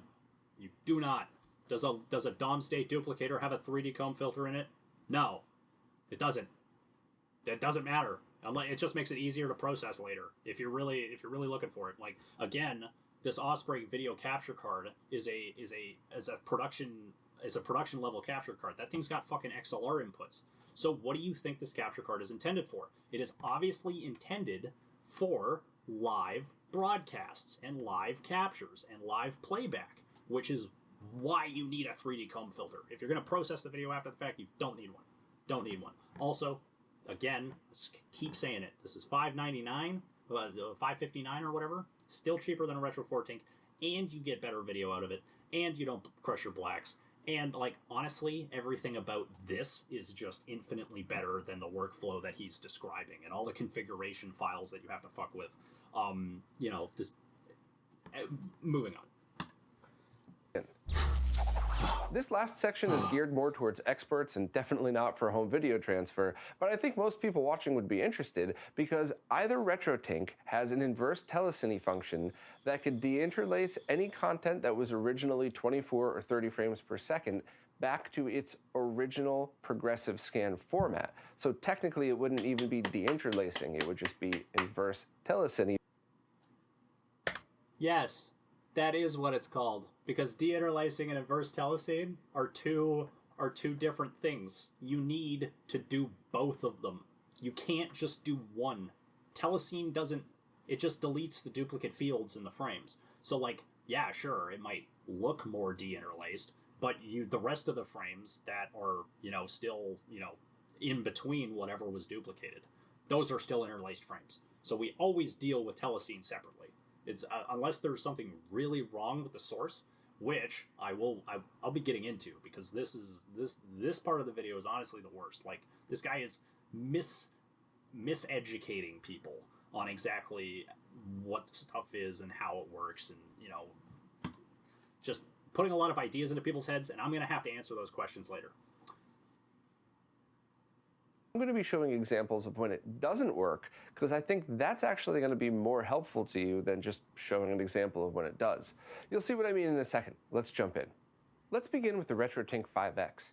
Start playing your source and make sure it's part of the main content, not ads or warnings or something. Then enter the deinterlacer menu and select IVTC 32 for 24p or IVTC 22 for 30p. You'll see the IVTC status scan the signal, and if it detects the setting you've chosen, it'll lock on. You'll need to verify this with your own eyes, though. See those combing artifacts? That means IVTC isn't going to work for that source, even if it says it's locked on. This isn't just a Tink issue, though. I also had a similar problem using that Osprey card's IVTC feature. And heck, I even had combing artifacts when I ripped the same DVD digitally using MakeMKV, then using software to run IVTC. I'm pretty sure the reason for this is all of the shots that were filmed on set were 23:9:7 or 24p shot on film, and then it was transferred digitally with 3:2 pull down applied to 59:9:4 480i, and then the effects and overlays and stuff like that were added on top of it, essentially being a mix of 480i and 24p content. And this gets even worse because there's some laser discs that were originally applied with a 2:2 cadence and then had it switched over to whatever 480i format that you're seeing. So this is going to be something that you might not ever be able to do in post, regardless of it's with a RetroTink or in software, which is why I wanted to show the example of what to expect when it goes wrong, so you could spot the combing artifacts and know that whatever content you're trying to inverse telecine probably isn't going to work due to a mix of formats or a bunch of other things that could go wrong. By the way, a mass... That is factually incorrect. This guy just doesn't know how to properly run inverse telecine.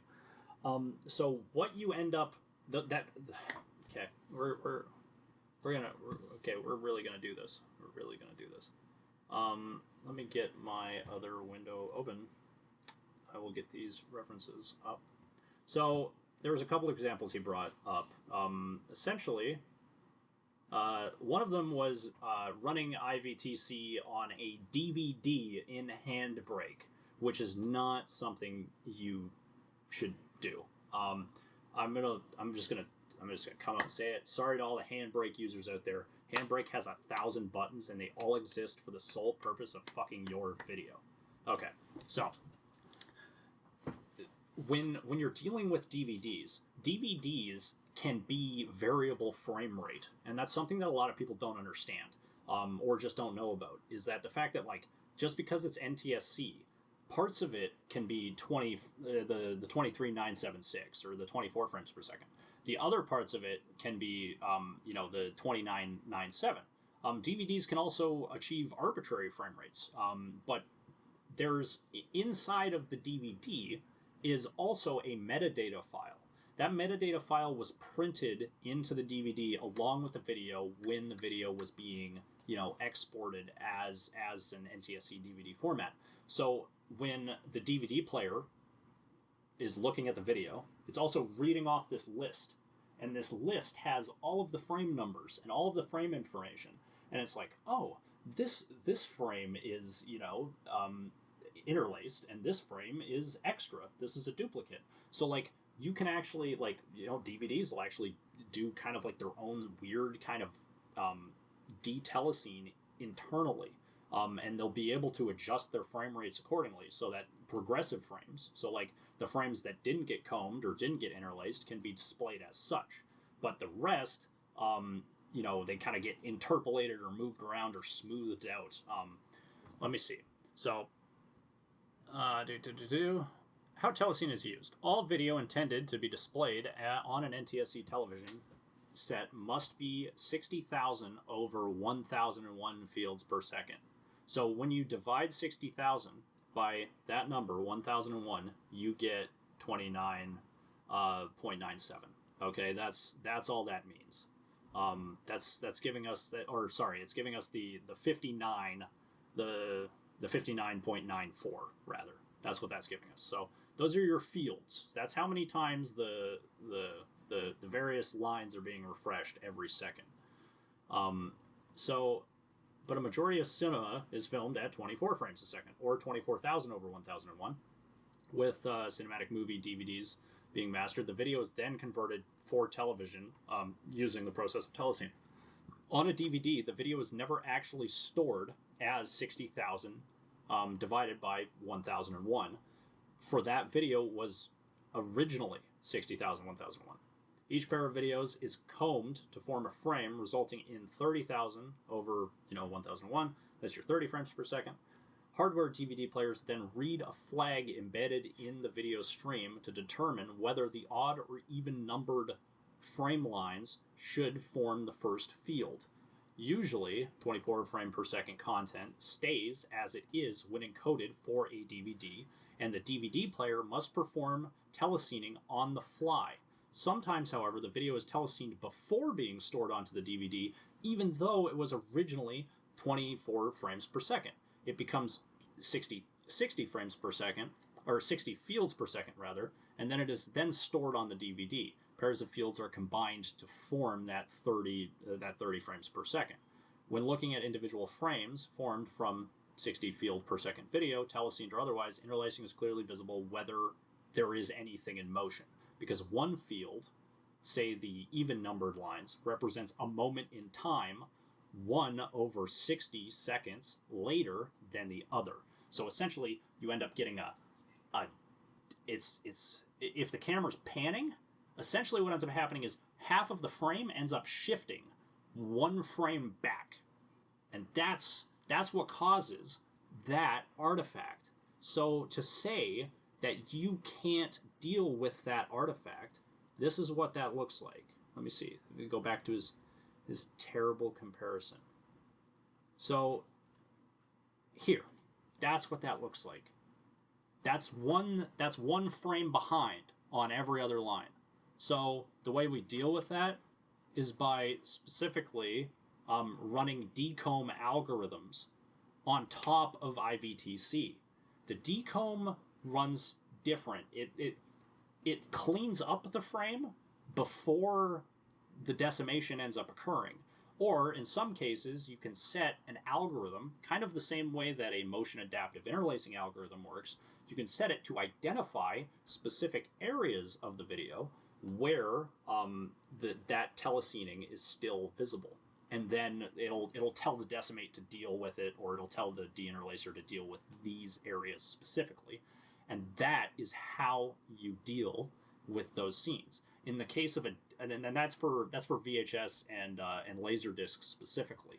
In the case of a DVD transfer, what you do not do is run it through Handbrake, because Handbrake will run a dumb. Okay, so there, the comb frames are still there. So there's the combing artifact, except he has the arrow on top of it. So this is a DVD. So what's happening is when he opens the DVD into Handbrake, Handbrake incorrectly recognizes that video as being natively the 30 frames per second. When it makes that assumption because it doesn't have access to that metadata file. So the way that we correctly decimate DVDs is by extracting that metadata file from the video and then using that metadata file to inform the decomb and decimation algorithms as to what frames are what. We essentially trick the computer into thinking it's a DVD player by giving it access to that video file, and it then proceeds to correctly display the progressive frames as if you were playing it on a really nice DVD player. Handbrake does not have this capability, which is why people have such a hard time with DVDs. It's because they think like it's a digital file. It should be easy to deal with. But once they see this, they're like, oh, well, it must just be broken. And it's like, no, people just forgot how to deal with it. So we need to reinvigorate that, bring back the knowledge. Because at the end of the day, the file specifically is called a D2V file. And that can be used in various programs like AviSynth and VaporSynth to deal with combing. And then, like, even in severe cases where you don't have a D2V file, and in the case that he's talking about, you have things being telescened and converted and then added on with digital effects at 30 frames per second. As long as you understand the workflow, the things that led to that fuck up, you can essentially work backwards down that chain and undo the issues that occurred inside of the video. So even like horribly telesened media, as long as you have enough, time, enough patience, and you can kind of suss out trial and error exactly when they applied this digital effect, or at what point in this chain was the video 25 frames per second, you can basically work backwards and then convert from 25 to 24, and then run your deinterlacing after that. So it's like a sandwich where every layer is just bullshit. But if you just used a RetroTink to capture this video, essentially you lose the ability to do any of that. When you rip a DVD and handbrake and you fuck up the IVTC, that new video file no longer has that metadata inside of it. So you'll never be able to actually undo that combing once you go through this process, which is why I do not recommend using this device for archiving specifically. Anytime you run into anime, anytime you run into issues like this scene specifically, there's literally, as soon as it's on and as soon as it goes into the RetroTink and RetroTink does its own decimation bullshit, you're screwed. Like you're not going to be able to recover a lot of that detail. And that's why we don't run telecine on capture ever, period, regardless of what it is or how bad it looks. Just don't do it. Just do it after.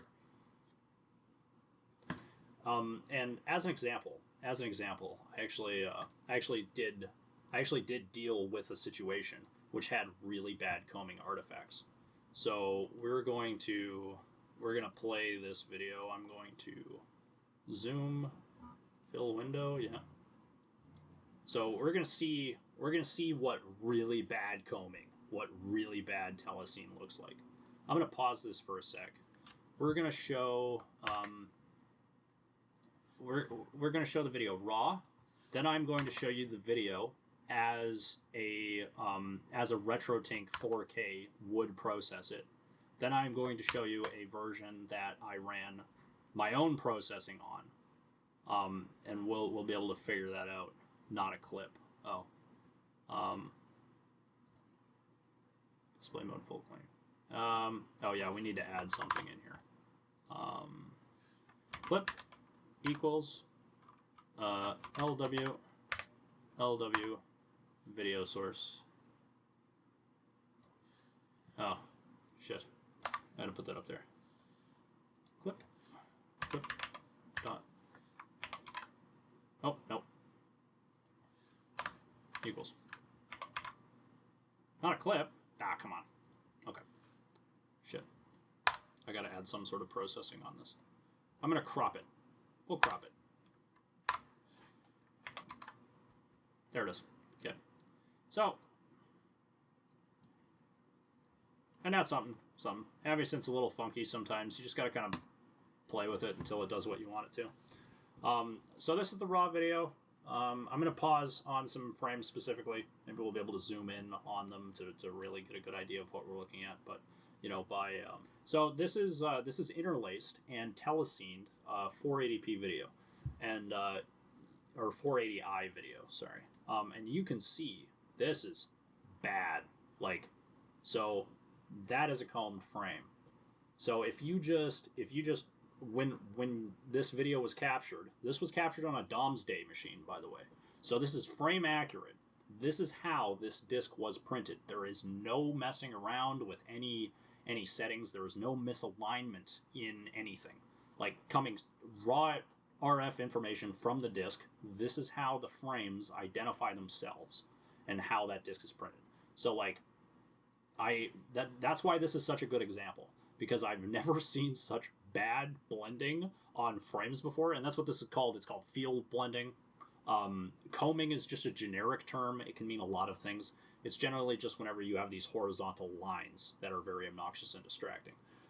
Now, you can see, specifically, this video is 24 frames per second underneath here, but if you look, there is a change every single frame, every 30 frames or so. On every frame. So this flicker, this white flicker, I can zoom out a bit so you get a better idea of what it actually looks like. That flicker is digital because it's happening on, you know, the 30 frames. They added that after the telecine, or that wasn't telecined originally. The result is that any sort of motion adaptive shit you try to run on this is not going to be able to differentiate between that flicker and actual video information or video frames. Not only that, but when they printed it, it was off sync. So like the field orders are backwards. So we're actually displaying the wrong frame first, and then like it's kind of like snapping back. That's why we have these ghosts. It's kind of like jumping ahead of itself a bit. You can see it specifically right here. So like before he moves, like he moved last frame, but he's still there. He's still in that spot. Why is he still in that spot? And that's because when they recorded this section, they animated it, they added these effects in, and then they telecined it, and then they telecined it again. So it's like this weird double thing where like, you know, like they're still ghosting even on untelecined frames, which leads me to believe that this was the result of some sort of weird early digital implementation. Not good. Not good at all. So if we ran this through RetroTink, the RetroTink, if we are generous and apply the cropped correctly, we are going to be doing motion adaptive deinterlacing. It doesn't say which algorithm it is. I like YADIF. I find that YADIF is better than QTGMC in some applications because it supports different color spaces, and generally it has fewer macro blocking artifacts during noisy scenes. It does a better job with analog VHS stuff. Then we're going to run T-Decimate in mode 1. If we were using a RetroTink with a 3-2 pull down, this would be running in mode 0. And after that, since we're exporting as HDMI at 60 frames per second, we are going to do a frame rate conversion to 60 frames per second. So, and you know, at this point, all we got to do is upscale it to 4K, and you know, we'll have a grand old time. So I'm going to save that. I'm going to refresh it, and now we are going to get to see just how fucked this video still is. So, you see, all this combing, it's still here. That's because the motion adaptive deinterlacing is not working correctly, because every single frame, every single field is like, you know, the digital effects are 30 frames per second, they're off in the wind, and then the rest of it's kind of sitting underneath, and the deinterlacing algorithm and the decimate algorithm, they cannot make heads or tails of exactly what's going on in this scene. So if we were using the RetroTink at this point, we would be fucked. We wouldn't be able to process this video. We would never be able to get this looking decent. You know, but we're not using the RetroTink. The 4Tink. Fuck. This is what this video can look like if you apply the correct post-processing filters. Make that fill the window. Oh god. Zoom. Fill window. I've been recording this video for quite a while, so I am kind of tired. There's a lot going on here, but we'll talk about that in a second, because this is one of the ways that you can kind of deal with very severe ghosting artifacts inside of improperly telecined footage. Which is not something that a lot of people, you know, really go over in depth, and it does change every time, because you have to undo or like kind of work backwards from exactly what the problem is to begin with. So this is the same video. This is playing at 23.97 frames per second, progressive, and it's 474 pixels with the crop applied. There's probably some subsampling and stuff like that. We still got some minor ghosting and some minor artifacts, and that's mostly because the residual combing is just kind of like so bad, we can't really do anything with it. But even at a lower frame rate, I'll go back to the other video. We're on frame 1000, so it'll be frame 2000 roughly in the other video. Yeah, 2000, because this is double the frame rate. And I want you to watch how jerky this next pan coming up is. It'll be kicking in right about now, after this lightning strike.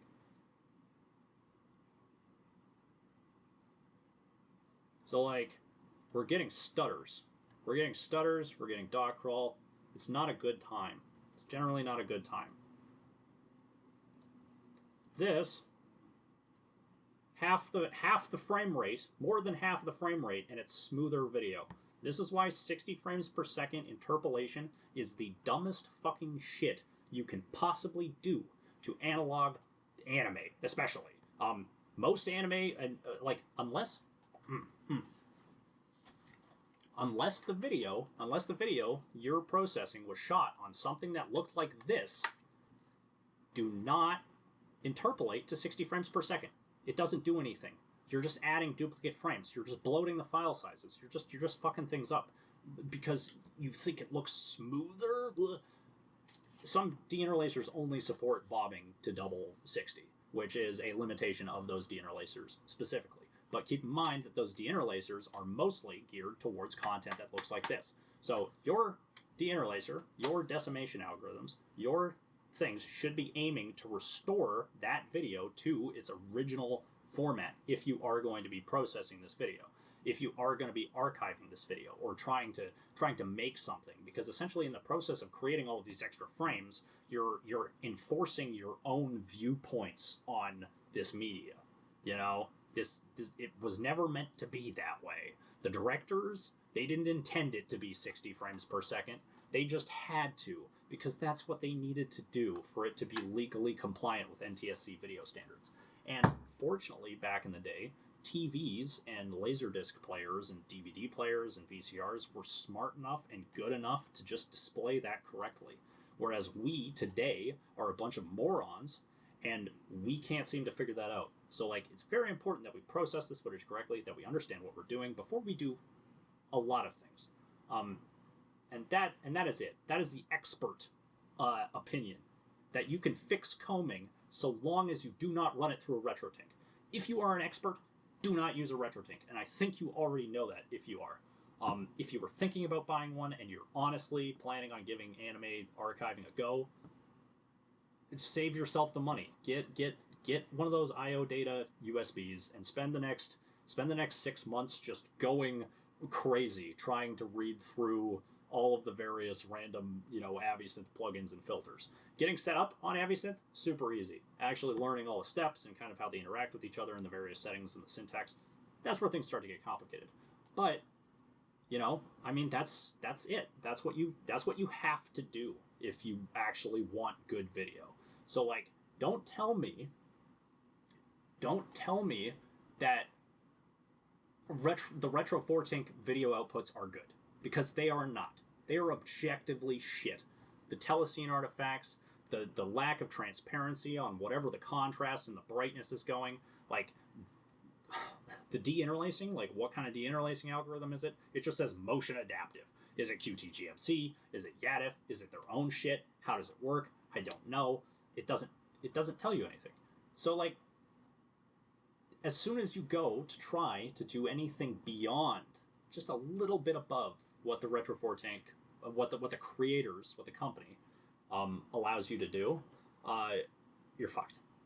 You're absolutely fucked, and you're gonna fuck all your footage in the process. So if you have media that you actually care about, that you actually want to do something with, that you want to look good, years into the future, you owe it to yourself to just learn more about this stuff, so that you don't have to scratch your head and cry every time Handbrake fucks up your DVD rip.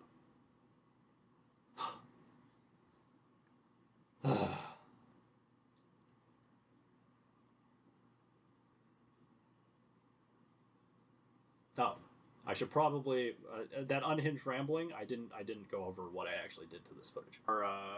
We have our crop. We have our crop applied first. That crop is an even number. If you make the top line an uneven number, you're going to reverse the field order, and then that can really mess up with the decombing and the telecining and the deinterlacing later. So always an even number. If you're going to resize this later, you can pick numbers that reduce that issue with subpixel sampling that I talked about. This video was especially fucked since it was processed with some sort of weird digital device, probably something similar to the mixer I have sitting over on that table. So we're going to complement parity, which basically just says, okay, everything that was in the top field is now the bottom field, and everything at the bottom field is now the top field.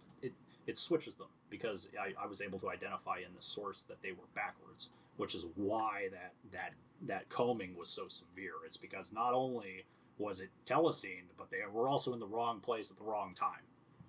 So, after that, I bob. Bob is a deinterlacer. Bob is dumb, and that is why you use Bob sometimes. Most of the times I use Yadif, but if I'm in a hard spot, I use Bob. Why? Because Bob doesn't give a shit if the frame is moving. So if you tried to process this with motion compensation deinterlacing or motion adaptive, since there's motion happening on every single frame and every single field, that motion compensation isn't going to work, because that motion compensation assumes that, the two various fields are actually duplicates of each other. If the two fields are not duplicates of each other and they're both different things, then motion compensation thinks that frame is a progressive frame.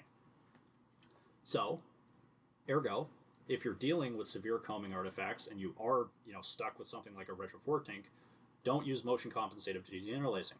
Use field extension deinterlacing. Field distinction, Bob specifically, is called line doubling.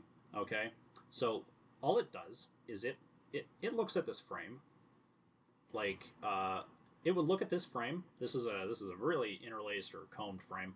It would look at this frame. It doesn't even see the combing. It doesn't care. It just looks at the top line, and then it looks at the third line, and then it's like, what's the shortest distance between those two? And it makes that up, and it throws the rest in the trash. You end up with a reduced visual fidelity, but you're able to get rid of any sort of really hard double telescening or bad combing or terrible deinterlacing. So sometimes, and again, reduced visual fidelity, but at the end of the day, it's reduced relative to the fact that, yes, there is a lot of information in this video frame, but it's useless. If it looks like this, do we want that information in the video frame? If we're archiving the footage and we're not going to watch it for anything, we don't care. We keep this as a raw file.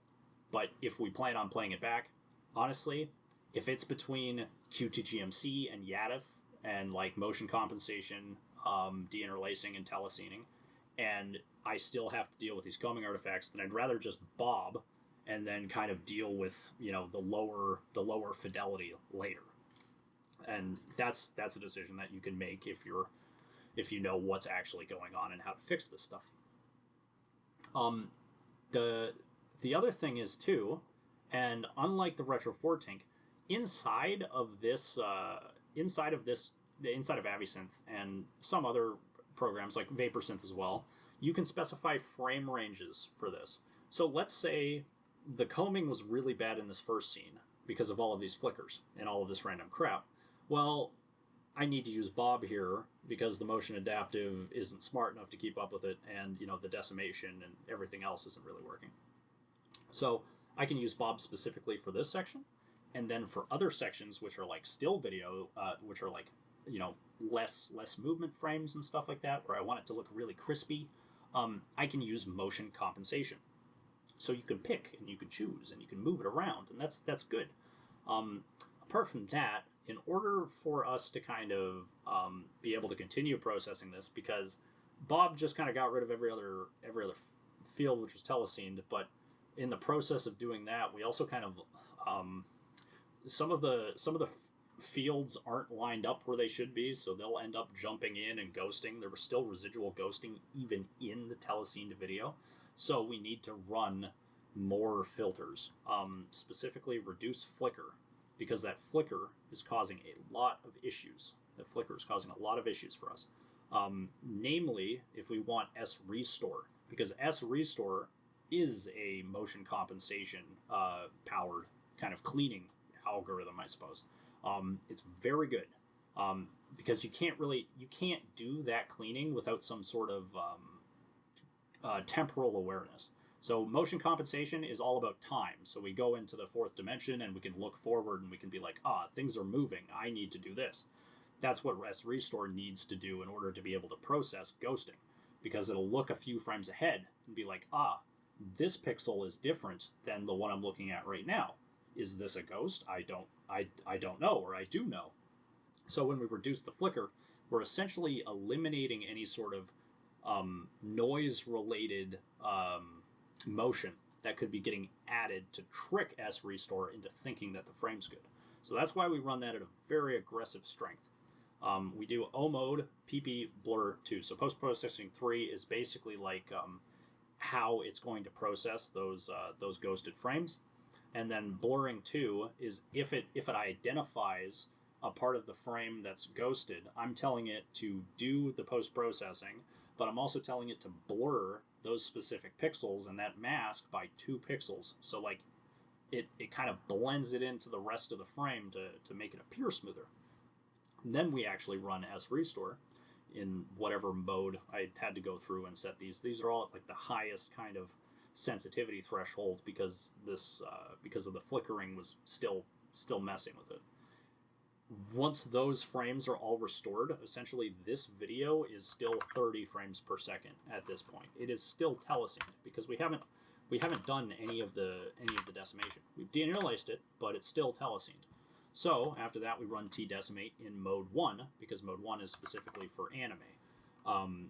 If we ran it in mode in the standard 3-2 pull down like the RetroTink's would, we would get super jittery pans and scans like we saw on the other video. But at this point, sorry, I lied. We're not at 30 frames per second. We're actually at 60 frames per second because Bob does line doubling, so he doubles the total number of frames because he takes every single field and then turns it into a frame. The issue was that every alternating frame had one of those ghosts in it. So essentially what I did is I bobbed to double. That gets us from 60 fields per second to 60 frames per second. After that, reduce the flicker, run S Restore. Now we're at 60 frames per second. So I run T-decimate. That puts us down to like 40. Here, let me see. What does that put our frame rate at? That puts us at double the telecine. Because we still want to... actually, wait, no. We might want to select every before we decimate, now that I think about it.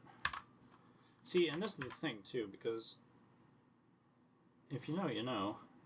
We still end up at the end frame rate, but if we decimate the ghosts before the actual decimation happens, we might end up getting cleaner results. We'll have to see. This is kind of trial and error. Oh yeah. See, there's still a bit, you can still see a bit of that ghosting. It's right there.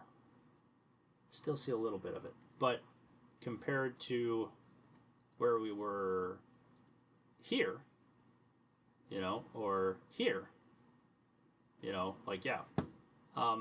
So like this frame, like the ghost kind of goes, it comes and it goes. Like this is a good frame, combed, and then really bad. So like the worst frame in this specific version still has less ghosting than the best frame in the other one. And for the most part, it's completely gone, completely isolated. The reason why I selected every 2 and then 1, essentially I'm taking this from 60 frames per second. We just duplicated a bunch of frames in the process of bobbing. We don't want the ghosts in there, which is, 1/2 the frame. So we're just going to delete them. We're just going to throw them out because we don't want them and because this isn't a 60 frame per second video. This is 23976, which is what it's intended to be. Then we run the decimation in mode 1. Super. We can encode this as lossless H264, whatever it is, in virtual dub. We get a big chunky video that's like 50 gigabytes. Okay, now we take that video, now we upscale it. Because like you can tweak the upscalers and have it like do, maybe I want more sharpening. Maybe I'll look it over and I'm like, it's good in these sections, but it's not quite good in these sections. Maybe I want to render out a different upscale at different settings, and then I can compare the two, and it's like, which one looks better? Like, but I have that control because now I have this file. Once this raw file is processed, now this is where I really start getting into the weeds. You know, I can throw it into different programs for color space correction.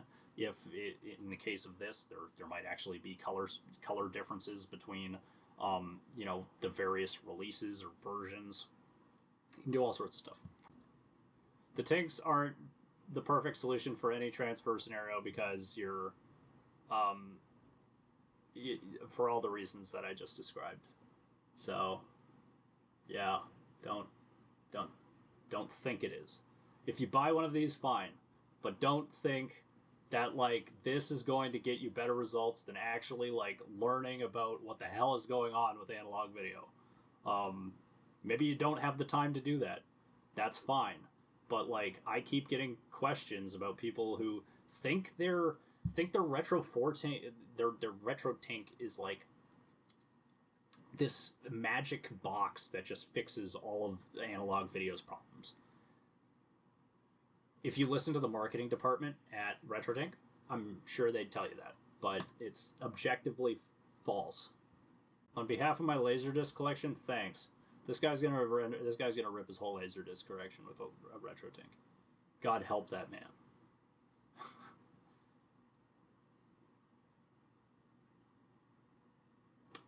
His $1,000 VCR win kaput, and like, you pay $1,000 on a VCR, man. Just why would you pay that much for a VCR? I don't care how good it is. Fuck me. Yeah, this video is way too long, so I'm going to call it here. My conclusion is that you should not, if you do own a Retro 4K, if you do own a Tink 4K, just like look up the settings, know what you're doing, understand that your video is what it is, and don't tell people it's better than actually doing real work, because it's not. So yeah, that's it. That's it for me.